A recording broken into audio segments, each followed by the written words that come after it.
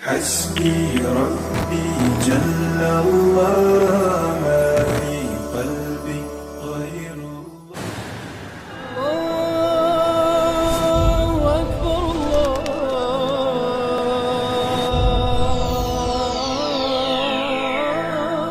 أكبر. Bismillahirrahmanirrahim. Assalamualaikum sobat Islam semuanya. Pada kesempatan kali ini kita coba renungkan hikmah dari hadis yang diriwayatkan oleh Abu Hurairah radhiyallahu an tentang Nabi kita Muhammad sallallahu alaihi wasallam. Pada suatu hari Rasulullah keluar dari rumahnya di waktu yang tidak biasanya, yaitu antara siang atau malam. Jadi ini adalah waktu-waktu yang bukan biasanya Rasulullah keluar rumah, dan itu diperkirakan antara zuhur atau azhar ataupun malam. Ketika beliau keluar rumah, Rasulullah menyadari ada dua orang tengah duduk di masjid. Ternyata mereka adalah Abu Bakar dan Umar radhiyallahu anhu. Biasanya apabila mereka berkumpul bersama, mereka akan beribadah ataupun sedang memproses suatu ekspedisi, membahas suatu tempat di Madinah, atau juga berencana akan mengunjungi seseorang. Sebab hampir selalu seperti itu ya jika mereka berkumpul bersama. Banyak hadis yang berawal dari kejadian seperti itu apabila Rasulullah, Abu Bakar dan Umar berkumpul. Tapi kali ini berbeda. Rasulullah keluar dari rumahnya, ada hal lain yang membuatnya keluar rumah pada saat itu. Lalu Rasulullah pun berkata kepada Abu Bakar dan Umar, "Apa yang membuat kalian keluar dari rumah kalian pada waktu yang tidak biasa ini?" Abu Bakar dan Umar pun menjawab, "Kami lapar ya Rasulullah." Allahu Akbar. Ya Allah, jujur saya pribadi sedih kalau mengingat kisah ini. Anda bisa bayangkan, Rasulullah, Abu Bakar dan Umar adalah tiga manusia mulia yang sangat penting dalam Islam. Dan kita bisa bayangkan yang membuat Abu Bakar dan Umar keluar rumah dan berdiam diri di masjid karena lapar. Mencoba tebak apa yang Rasulullah katakan. "Demi zat yang menggenggam jiwaku, aku juga. Itulah yang membuatku keluar rumah sama seperti sebab kalian keluar dari rumah kalian." Sekarang coba kita pikirkan sejenak. Rasulullah Shallallahu Alaihi Wasallam orang yang paling mulia dan dikagumi dan paling banyak pengikutnya sepanjang sejarah, yang mempunyai generasi terhebat di zamannya, yaitu para sahabatnya, umat terbesar, generasi terbaik, manusia terbaik, dan dua orang generasi terbaik di umatnya yang bukan Nabi, duduk di masjid karena mereka tidak bisa tidur dikarenakan rasa lapar yang luar biasa. Padahal mereka adalah seorang yang biasa pintu rumahnya selalu diketuk siang, malam, dan orang-orang selalu meminta sesuatu darinya. Apakah tentang wahyu, masalah mereka, apapun itu, beliau SAW selalu mendengarkan. Dan bahkan orang-orang itu tidak memberi ruang privasi terhadap Rasulullah. Dan mereka kelaparan. Tidak ada yang sadar atau tahu kalau mereka lapar. Ya, itulah kenyataannya. Kita juga harus paham. Biasanya yang menolong kita ataupun membantu kita, terkadang kita lupa untuk bertanya, apakah yang membantu atau menolong kita juga butuh bantuan kita. Dan ini bagian dari perilaku manusia pada umumnya sih. Tidak ada yang menyangka atau bertanya apakah Rasulullah lapar. Tidak ada yang bertanya atau menyangka apakah Abu Bakar dan Umar baik-baik saja. Jika Rasulullah melihat orang kelaparan, beliau bisa tahu dari melihat wajah orang itu. Seperti hadis dari Abu Hurairah, pada suatu kali Rasulullah tahu kalau aku lapar, dan Rasulullah tahu dengan melihat wajahku. Lalu Rasulullah memegang tanganku dan mencarikan makanan untukku untuk malam itu. Rasulullah tahu Abu Hurairah lapar hanya dengan melihat wajahnya.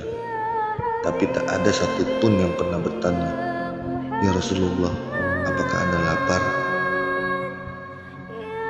Karakternya adalah Quran. Rasulullah tidak pernah menunjukkan yang membuat orang bertanya, "Ya Rasulullah, apakah Anda baik-baik saja?" Karena beliau selalu tersenyum.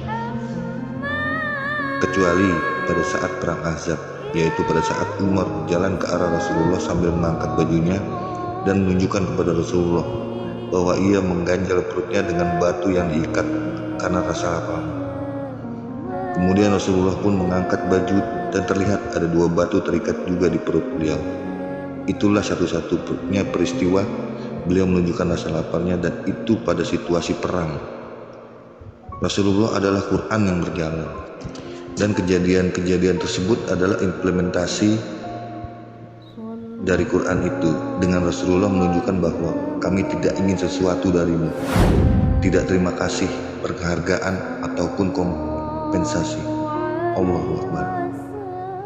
Sedangkan Abu Bakar dan Umar, mereka saling berlomba-lomba dengan membantu Rasulullah dalam melayani dan menjaga umat. Dan itu bukan alasan bagi umat untuk mengatakan, "Oh baiklah, itu salah mereka." Tidak, itu bukan salah mereka. Tapi kita sebagai masyarakat harus punya perhatian lebih terhadap sukarelawan ataupun orang yang menjaga kita. Siapapun yang memimpin, apapun kapasitasnya mereka, perlu diperhatikan, karena dengan kita ikut memperhatikan mereka, dengan begitu pasti apapun yang dilakukan mereka terhadap kita akan jauh lebih baik. Baiklah, kita lanjut ke kisahnya. Lalu Rasulullah mengatakan kepada Abu Bakar dan Umar, "Berdirilah, kita cari makanan." Lalu Rasulullah dan Abu Bakar dan Umar pun berkeliling. Mereka berharap seseorang berjumpa dengan mereka dan memberikan atau menawarkan makanan. Akhirnya mereka mendatangi rumah seseorang Ansor, dan orang itu dikenal sebagai orang yang baik hati. Mereka pun disambut oleh istri orang Ansor itu karena sang suami sedang mengambil air. Begitu kagetnya istri orang Ansor ini melihat kedatangan 3 orang mulia berada di depan pintu rumahnya.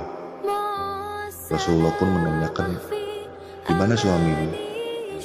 Dan dia pun menjawab, "Suami saya sedang mengambil air ya Rasulullah." Setelah suaminya pulang dan mengambil air, dia melihat 3 orang mulia ini sedang duduk di ruang tamunya.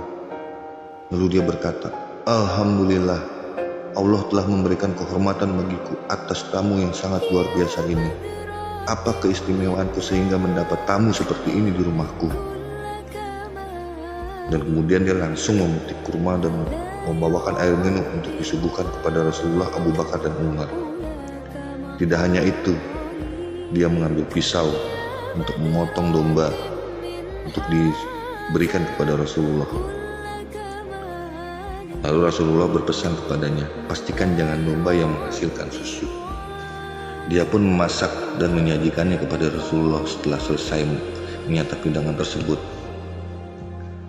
Rasulullah pun memandang Abu Bakar dan Umar, lalu mengatakan, "Dengar, kita mengalami pengalaman ini bersama.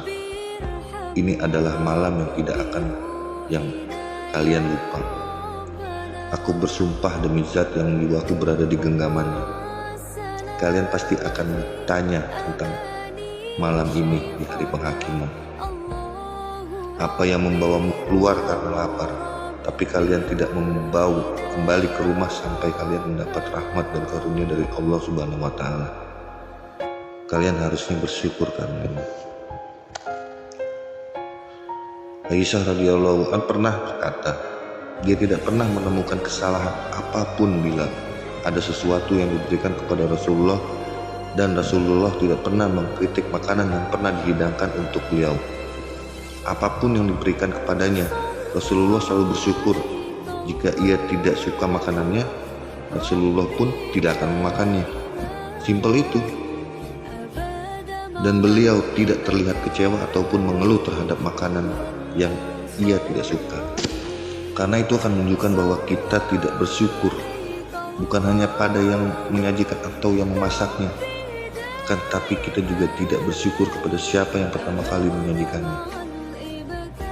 Karena apabila kita mencoba menghitung rahmat dan karunia Allah, kita tidak akan pernah bisa. Sekarang cobalah mencari sesuatu yang baik dari segala situasi. Bahkan apabila dari semua situasi yang ada itu buruk menerpa kita, tetaplah cari sesuatu dari situasi yang buruk itu. Tetaplah cari yang baik dari situasi yang buruk itu. Tetaplah bersyukur. Allahumma sholli ala sayyidina Muhammad wa ala sayyidina Muhammad. Wallahu a'lam bishawab. Wassalamualaikum warahmatullahi wabarakatuh.